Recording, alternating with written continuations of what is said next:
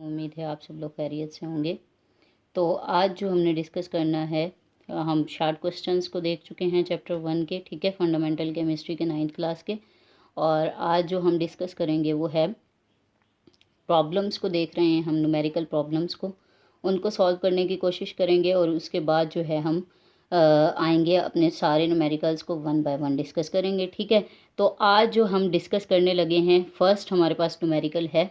और न्यूमेरिकल को देखने से पहले हम क्या करते हैं, 1 बाय 1 डिस्कस करते हैं। कुछ फार्मूलाज हैं हमारे पास, इंपॉर्टेंट फार्मूलाज हैं, उनको हम डिस्कस कर लेते हैं। फंडामेंटल केमिस्ट्री में इंपॉर्टेंट फार्मूलाज हैं हमारे पास 2-3, जिसे हम डिस्कस करेंगे और हमारे सारे न्यूमेरिकल्स उसी के ज़रिए से हमारे पास सॉल्व हो जाएंगे, ठीक है।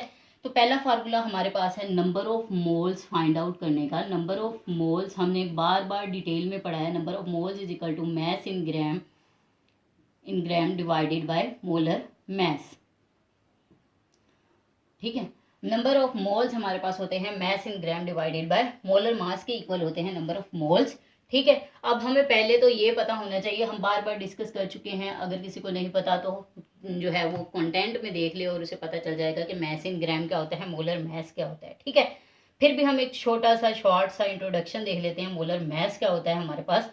तो मोलर मैस जो होता है हमारे पास, मोलर मैस हमने डिस्कस किया था कि मोलर मैस किसी भी एलिमेंट का भी हो सकता है, मॉलिक्यूल का भी होता है, हमारे पास आयनिक कंपाउंड का भी होता है और आयनिक स्पीशी का भी होता है, ठीक है। किसी भी एलिमेंट में मौजूद एटम्स होते हैं, एटम्स के atomic message, number of protons और नंबर ऑफ न्यूट्रॉन्स को हम कलेक्ट कर लेते हैं, तो ये हमारे पास क्या आ जाता है, मैस इन ग्राम आ जाता है, ठीक है। और मैस इन ग्राम जो होता है वो इक्वल होता है किसके, 1 मोल के, ठीक है। तो ये डिस्कस करिए हमने एलिमेंट में किसी भी एटम के एटॉमिक मासेस को, ठीक है। एटॉमिक मासेस के बाद हमने देखा कि एटॉमिक मासेस में मैस इन ग्राम और फिर 1 मोल के इक्वल हो जाएगा। इसी तरह मॉलिक्यूल में अगर हम देखें, मॉलिक्यूलर सब्सटेंस में, तो फिर मॉलिक्यूल में जो भी एटम प्रेजेंट होते हैं, ठीक है, उनके मासेस को क्या करना है, मैस इन ग्राम में आ जाएगा, ठीक है। मासेस को ग्राम में लेना है और ये मैस इन ग्राम जो होता है इक्वल होता है 1 मोल के, ठीक है। फिर इसके बाद आयनिक कंपाउंड में देखें तो उसमें फार्मूला यूनिट होते हैं, आयनिक स्पीशी में फार्मूला यूनिट होते हैं, आयनिक कंपाउंड में उन आयनिक कंपाउंड्स, आयनिक यूनिट्स के फार्मूला जो मैसेज होते हैं, मॉलिक्यूलर मैसेज होते हैं, उनको क्या कहते हैं, ग्राम में लेकर हम क्या कहते हैं, वो 1 मोल के इक्वल है, ठीक है। इसी तरह आयनिक स्पीशी में हम आयंस को डिस्कस करते हैं, तो आयंस के जो मासेज होते हैं उनको ग्राम में लेने के बाद वो हमारे पास क्या होता है, 1 मोल के इक्वल आ जाता है, ठीक है। ये तो था हमारे पास मोलर मास की डिटेल इंफॉर्मेशन, ठीक है। अब हम इसी फार्मूला से, नंबर ऑफ मोल से ही हम मैस इन ग्राम भी फाइंड आउट कर सकते हैं और मोलर मैस भी फाइंड आउट कर सकते हैं। किस तरह से, मोलर मैस अगर हम फाइंड आउट कर रहे हैं मोलर मैस को, ठीक है, तो हम क्या करेंगे, मोलर मैस को हम फाइंड आउट कर रहे हैं तो हम क्या करेंगे, मोलर मैस को इस जगह पे ले जाएंगे और ये मोल्स हमारे पास इस जगह पे आ जाएंगे, mass in gram divided by moles is equal to हमारे पास मोलर मैस आ जाएगा, ठीक है। और अगर हम फाइंड आउट कर रहे हैं मैस इन ग्राम, ठीक है, तो हम क्या करेंगे, मोलर मैस को मल्टीप्लाई कर देंगे किसके साथ, मोल्स के साथ, ठीक है। मैस इन ग्राम अगर हम फाइंड आउट कर रहे हैं मैस इन ग्राम, तो हम क्या करेंगे, molar mass multiply by moles कर देंगे, ठीक है।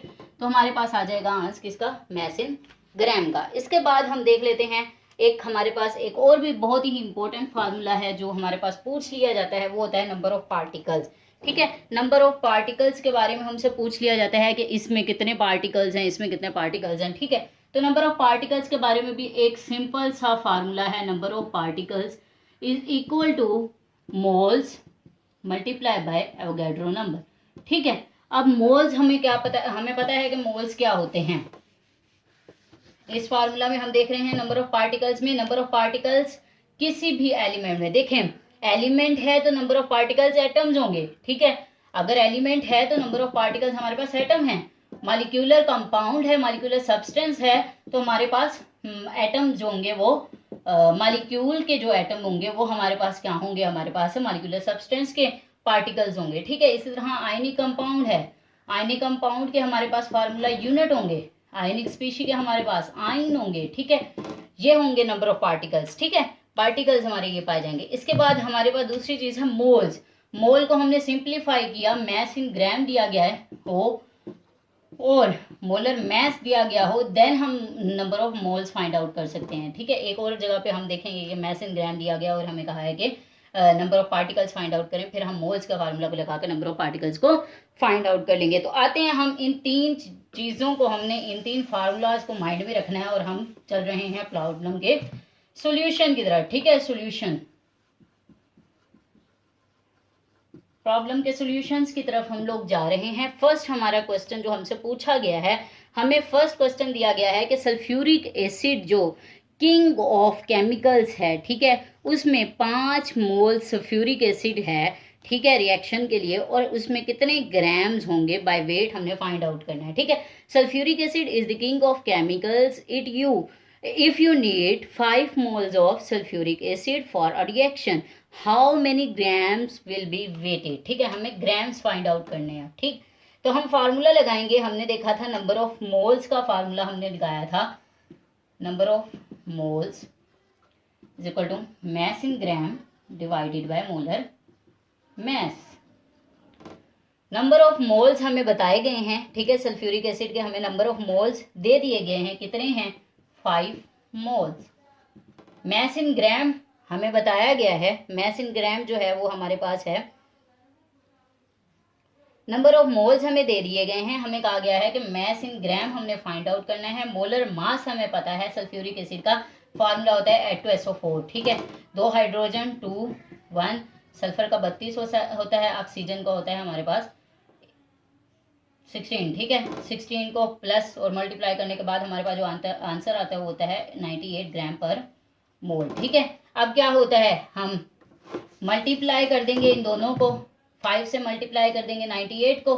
ठीक है, 5 मल्टीप्लाई बाय 98 हमारे पास आ जाएगा मैस इन ग्राम। ठीक है, और वैल्यू जो हमारे पास आती है वो आती है 490 ग्राम। आप कैलकुलेट भी कर लें तो 490 ग्राम आ जाएगा मैस इन ग्राम। ठीक है, सल्फ्यूरिक एसिड का, सल्फ्यूरिक एसिड को किंग ऑफ केमिकल्स भी कहा जाता है। अगर हमने देखना है कि कोई कंट्री कितना ज़्यादा खुशहाल है तो हम देख लेते हैं कि उसमें सल्फ्यूरिक एसिड कितना कंज्यूम हुआ है। ठीक है, उस कंट्री में कितना यूज हुआ है। अब आ जाते हैं हम सेकंड प्रॉब्लम की तरफ। ये था हमारा फर्स्ट प्रॉब्लम।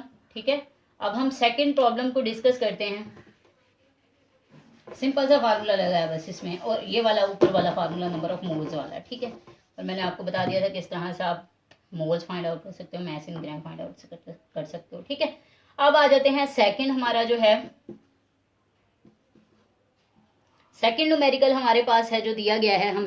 हमें कहा गया है कि हमने कैल्शियम कार्बोनेट हमें दिया गया है is insoluble in water, water में इनसोल्युबल होता है। If you have 40 gram of it, how many calcium and carbonate ions are prepared in it. अब हमने क्या करना है, आयंस को फाइंड आउट करना है। हमें क्या दिया गया है, कैल्शियम कार्बोनेट दिया गया है। कैल्शियम कार्बोनेट क्या है हमारे पास, फार्मूला यूनिट्स होंगे इसके, आयंस होंगे। ठीक है, आयनिक स्पीशी है, आयनिक कंपाउंड है। ठीक है, अब हम देखते हैं 1 बाय 1 इसके स्टेप बाय स्टेप। हमें क्या दिया गया है, हमें बता दिया गया है कि मैस इन ग्राम इसका है हमारे पास कितना है, 40 ग्राम। मैस इन ग्राम हमें दे दिया गया है। ठीक है, और हमें कहा गया है कि इसमें नंबर ऑफ पार्टिकल्स को फाइंड आउट करना है। ठीक है, नंबर ऑफ पार्टिकल्स को हमने क्या करना है, फाइंड आउट करना है। ठीक है, पहले तो हम मोल्स को निकालते हैं। हमने देखा था नंबर ऑफ पार्टिकल्स के लिए हमें मोल्स मल्टीप्लाई बाय एवोगैड्रो के नंबर की जरूरत है। मैस इन ग्राम हमें दे दिया गया है, मोल्स हम देखते हैं क्या होता है, moles is equal to mass in gram divided by molar mass होता है। ठीक है, मैस इन ग्राम हमें 40 दिया गया है। कैल्शियम कार्बोनेट का हम निकाल सकते हैं, कैल्शियम का 40 होता है, कार्बन का 12 होता है, ऑक्सीजन का 16 होता है। मल्टीप्लाई कर दें और प्लस कर दें तो हमारे पास जो आंसर आता है वो 100 आता है। ठीक है, इनको डिवाइड करने के बाद हम देख लेते हैं, हमारे पास जो मोल्स आते हैं 0.4 मोल आ जाते हैं। ठीक है, ये हमारे पास मोल्स की वैल्यू आ गई। ठीक है, अब हम इन्हीं मोल्स को पुट करेंगे अपने फार्मूला के अंदर number of particles find out करने के लिए। तो हमें नंबर ऑफ पार्टिकल्स जो होते हैं उसके लिए फार्मूला है हमारे पास moles multiply by Avogadro number. Moles हमने निकाले थे 0.4 और एवोगैड्रो नंबर होता है 6.02 इंटू 10⁻23। जब हम इसमें वैल्यू पुट करेंगे तो हमारे पास जो आंसर आएगा उस आंसर को हमने देखना है। ठीक है, 0.4 मोल हो गया और मल्टीप्लाई कर देंगे एवोगैड्रो नंबर के पास तो 2.40 इंटू 10⁻23 आयंस बन जाएंगे। अब एक चीज जो हमने देखनी है, अभी हमें कहा गया कैल्शियम कार्बोनेट में कितने आयंस होंगे, कैल्शियम के और कार्बोनेट के। ठीक है, अगर हम इधर देखें तो हमारे पास फार्मूला यूनिट में एक ही कैल्शियम कार्बोनेट है, ठीक है, और उसके आयंस जो बन रहे हैं वो हमारे पास बन रहे हैं ये, ठीक है। एक ही हमने फार्मूला यूनिट लिया है, उसके आगे आयंस हमारे पास बन रहे हैं। अगर हम वन फार्मूला यूनिट ले रहे हैं तो जो हमारे पास वो आयंस बनेंगे वो भी क्या होंगे, 1 मोल्स होंगे, ठीक है। अगर हम 2 कर देंगे यहाँ पे तो इसका मतलब है 2 हमारे पास मोल्स कैल्शियम बन रहा है और 2 ही हमारे पास कार्बोनेट आयंस बन रहे हैं, ठीक है। लेकिन हमसे बात की गई है one formula unit calcium carbonate की, ठीक है। सो हमारे पास मोल्स भी 1 बन रहे हैं और हमारे पास कैल्शियम कार्बोनेट दोनों के ही मोल्स 1 बन रहे हैं, ठीक है। तो हम क्या करेंगे, सिर्फ नंबर ऑफ पार्टिकल्स में मोल को फाइंड आउट करेंगे और मोल्स को एवोगैड्रो नंबर के साथ क्या कर देंगे, मल्टीप्लाई कर देंगे। और एक ही मोल है चूंकि, तो 1 मोल है। अगर हमारे पास 2 मोल्स होते तो हम 0.4 को 2 से मल्टीप्लाई कर देते, ठीक है, और फिर एवोगैड्रो नंबर के साथ क्या कर देते, मल्टीप्लाई कर देते, तो हमारे पास ये आंसर आ जाता है। ये हमारे पास है हमारे पास सेकेंड प्रॉब्लम का सोल्यूशन है ये, ठीक है। इसके बाद आ जाते हैं हम थर्ड की तरफ। थर्ड नंबर ऑफ पार्टिकल्स वाला फार्मूला लगा था, इसमें भी सिंपल सा फार्मूला था, सही है।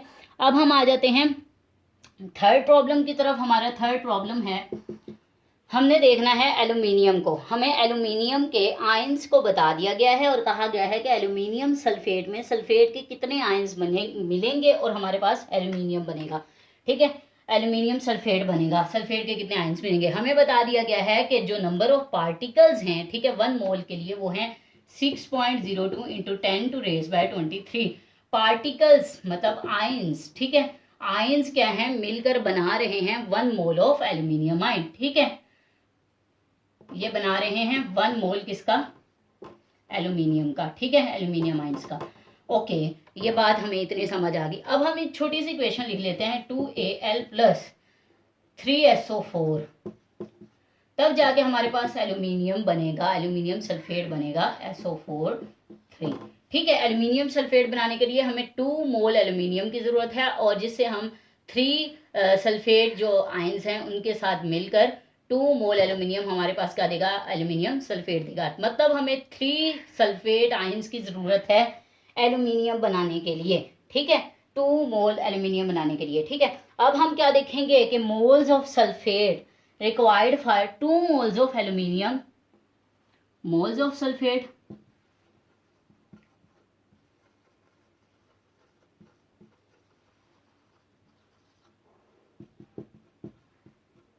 टू मोल्स ऑफ एल्यूमिनियम कितने हैं, 2 एल्यूमिनियम के मोल्स बनाने के लिए हमारे कितने आयन सल्फेट के यूज हो रहे हैं, 3, ठीक है। अब 1 मोल अगर बनाना है, हमने 1 मोल ऑफ एल्यूमिनियम बनाना है ना, तो उसके लिए हमने बताना है, तो 1 मोल के लिए कितने यूज होंगे, ये 2 के लिए था, सिंपली डिवाइड कर दो इसे 2 पे, तो हमारे पास आंसर आ जाएगा 1.5। तो 1 मोल ऑफ एल्यूमिनियम के लिए हमारे पास क्या आ जाएगा आंसर, 1.5। सिंपल हो गया काम। इसके बाद उसने क्या है, number of particles find out करने हैं एल्यूमिनियम के, तो आप सिंपल सा फार्मूला लगा दोगे नंबर ऑफ पार्टिकल्स का, नंबर ऑफ पार्टिकल्स भी इज इक्वल टू क्या हमारे पास था, moles multiply by Avogadro number, moles multiply by Avogadro number, ठीक है। एवोगैड्रो नंबर 6.02 इंटू 10⁻23, मोल्स हमने अभी फाइंड आउट कर लिए 1.5 इंटू 6.02 मल्टीप्लाई 10⁻23, हम इनका आंसर निकाल लेंगे जो हमारे पास आ जाएगा 9.03 इंटू 10⁻23 आयंस, ठीक है। तो ये सिंपल सा फार्मूला था, हमने फार्मूलाज को पहले डिस्कस कर लिया, इसीलिए हमारी आसानी हो रही है। फोर्थ में हमें फोर्थ न्यूमेरिकल दिया गया है और हमें कहा गया है कि number of molecules find out करने हैं, ठीक है। Number of molecules find out करने हैं, कैलकुलेट करने हैं हमें, और हमें 3 क्वेश्चंस दे दिए गए हैं, ठीक है। 3 हमें मॉलिक्यूल्स दिए गए हैं और नंबर ऑफ मॉलिक्यूल्स इसमें क्या करना है, फाइंड आउट करना है। हमारे पास सबसे पहला जो दिया गया है हमें, क्वेश्चन नंबर 4 को हम डिस्कस कर रहे हैं, क्वेश्चन नंबर 4 को हम डिस्कस कर रहे हैं, पार्ट 1 इसका डिस्कस कर रहे हैं, ठीक है। पार्ट 1 में हमें दिया गया है 16 ग्राम H2CO3 हाइड्रोजन कार्बोनेट, ठीक है। ओके, कार्बोनिक एसिड भी कहा जाता है इसे। ओके, 16 ग्राम दिया गया है और हमें कहा है नंबर ऑफ मॉलिक्यूल्स इसमें फाइंड आउट करें। नंबर ऑफ मॉलिक्यूल्स के लिए हमने सिंपल सा फार्मूला देखा था, number of molecules is equal to, number of molecules जो होते हैं फाइंड आउट करने, नंबर ऑफ मॉलिक्यूल्स जो होते हैं वो इक्वल होते हैं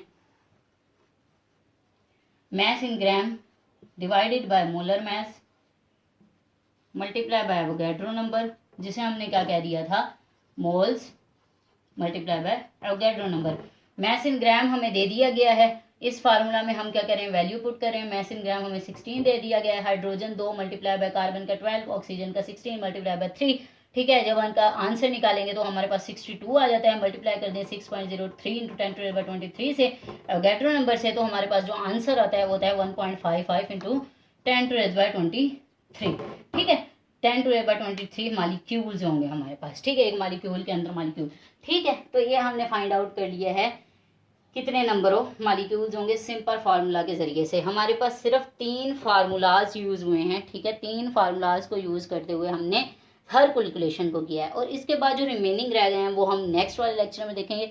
एक चीज़ जो याद रखनी है, अपने पास प्रॉब्लम्स को, न्यूमेरिकल प्रॉब्लम्स को जब आप सॉल्व कर रहे हों, जब ये लेक्चर देख रहे हो, तो अपने पास एक बुक या नोटबुक या एक कॉपी या एक रजिस्टर ज़रूर रखिएगा। ठीक है, और इसे कभी भी आपको एक ही बार न्यूमेरिकल प्रॉब्लम सॉल्व करने के बाद आपको नहीं आ जाते होते, बल्कि आपको इसको रिपीटली आपको इसको बार बार करना होता है। ठीक है, तो आप अपने पास एक कॉपी या एक रजिस्टर ज़रूर रखिएगा। ठीक है, जब आप न्यूमेरिकल प्रॉब्लम्स को सॉल्व करें, जब आपके हैंड से एक चीज़ गुजर जाती है तो वो ईजिली आप याद कर पाते हो। ठीक है, तो ये तो था आज का लेक्चर, जिसमें हमने 4 प्रॉब्लम्स को डिस्कस किया है। 4 प्रॉब्लम के फर्स्ट वाले जो है हमने डिस्कस किया है, फर्स्ट पार्ट को हमने डिस्कस किया है, और इंशाल्लाह हम नेक्स्ट लेक्चर में जो है, नेक्स्ट वीडियो के अंदर हम इन्हें डिटेल में 4 से ऑनवर्ड देखेंगे। ठीक है, तो ये तो था डिटेल में। अगर इसके अलावा कोई भी क्यूरी है, कोई भी क्वेश्चन है इनमें अभी भी, तो आप जो है कमेंट सेक्शन में पूछ सकते हैं। Thank you so much. अल्लाह हाफिज़।